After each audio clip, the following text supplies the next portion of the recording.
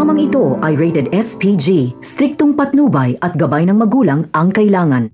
Walang makikitang bangkay ni Tanggol. Agad kasing kinuha nila Franco si Tanggol para ipagamot ito. Bagamat napuruhan si Tanggol ay buhay pa rin siya. Ang gusto ni Roberto ay makita ang bangkay ni Tanggol para masiguradong patay na ito. Pero ayon kay Lucio ay sa lakas ng pagsabog ay imposible umanong mabuhay si Tanggol.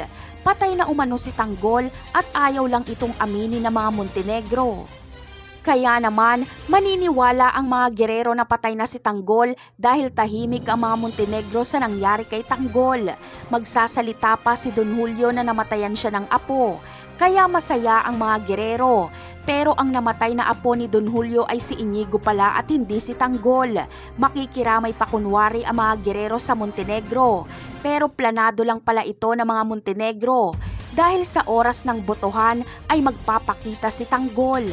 Bagamat magluluksa ang mga Montenegro dahil sa pagkamatay ni Inigo, pero mabubulaga naman ang mga gerero sa paglabas ni Tanggol at buhay na buhay pala ito.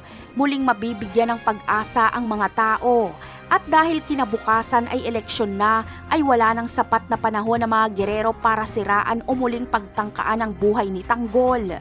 Samantala, walang mapagsidla ng galit ni Olivia sa mga gerero. Ang mga gerero kasi ang dahilan kaya namatay ang asawa ni Olivia at sila din ang dahilan kaya namatay si Inigo.